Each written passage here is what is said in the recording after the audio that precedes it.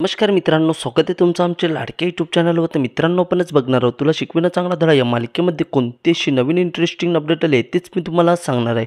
त्यात एक छोटीशी रिक्वेस्ट आहे मित्रांनो, चॅनलवर नवीन असेल तर चॅनलला सबस्क्राईब करून बेल आयकॉनला क्लिक करायला विसरू नका. मित्रांनो, 4 वाजता सर पोचले अक्षराच्या घरी, तर अक्षराने फोडलं दुर्गीचं थोबाड. मित्रांनो, नेमकं काय घडलं तेच मी तुम्हाला आजच्या भागामध्ये सांगणार आहे. तर मित्रांनो, आता भुवनेश्वरी अक्षरा व अधिपतीला दूर करण्यासाठी नाही तसे प्रयत्न करू लागते. तिच्या डोक्यामध्ये आता वेगळाच प्लॅन होतो. ती आता दुर्गीला बोलून सरळ अक्षराला धमकी देण्याचं ठरवते. तर इकडं मात्र भुवनेश्वरीने जेव्हापासून तिच्या मनातलं सत्य आता चारवाज सरांना सांगितलेलं असतं तेव्हापासून त्यांचं काही मन लागत नसतं. ते आता विचार करत असतात, ते सर्व काही भांडण जाणून घ्यायला हवं, मला अक्षराला भेटायला हवं, मला माझ्या मुलाचा संसार टिकवायचा आहे, मला असं गप्प राहून चालणार नाही. तर दुसरीकडे अक्षराला पूर्णपणे विश्वास असतो अधिपती तिला घेऊन जातील. त्यामुळे ती तिच्या आईला खात्रीने सांगू लागते, आई, अधिपतींचं प्रेम आहे माझ्यावर. मी त्यांच्या बोलण्यावरून ओळखलं की ते मला भेटून खूप खुश होते, त्यांना मला काहीतरी सांगायचं आहे. तेव्हा मात्र अक्षराच्या आई आता अक्षराला बोलू लागते, मला सांग, तू तुझ्या नात्याबद्दल काय विचार केलाय? तेव्हा मात्र अक्षरा बोलू लागते, आई, माझं सर्व काही ठीक होणार आहे आणि जे काही होणार आहे ते अधिपती बरोबरच होणार आहे. मी सगळं काही नीट करणार, तू बघ. तेव्हा मात्र आई बोलतात, आम्हाला सुद्धा तेच हवं आहे, पण ते लोक तुझ्याशी जे काही वागले ना त्याचीच काळजी वाटते, दुसरं काही नाही.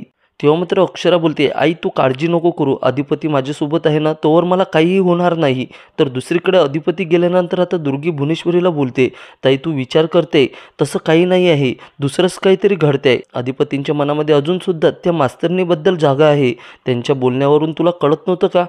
मला तर वाटते ती परत आपल्या घरामध्ये घुसणार, तू बघ. तेव्हा मात्र भुवनेश्वरी बोलते, आम्ही बऱ्या घुसू देणार त्यांना आमच्या घरामध्ये. तेव्हा मात्र दुर्गी बोलते, ताई, तू असं काही कर की त्या मास्तरनीला आपल्या घराशी काही संबंध राहिला नाही पाहिजे आणि अधिपतींशी तर मुळीच नाही.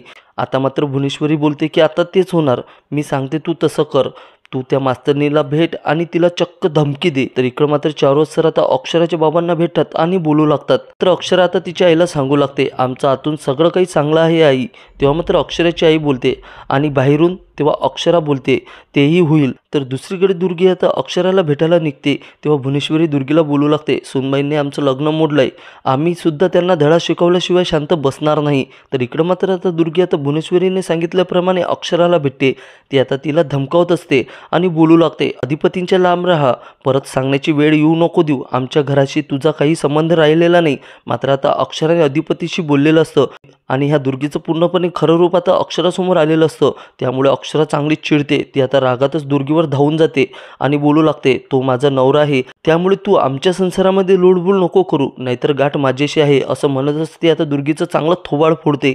तर मित्रांनो, आजचा भाग इथंच संपतो. अशाच नवीन अपडेटसाठी चॅनलला सबस्क्राईब करा. व्हिडिओ आवडल्यास लाईक आणि सबस्क्राईब करायला विसरू नका. तुला शिकविणं चांगला धडा या मालिकेचे डेली अपडेट बघण्यासाठी सबस्क्राईब करा आपल्या लाडक्या यूट्यूब चॅनलला. तर मित्रांनो, भेटूया पुढच्या व्हिडिओमध्ये. तोपर्यंत जय हिंद, बाय बाय मित्रांनो.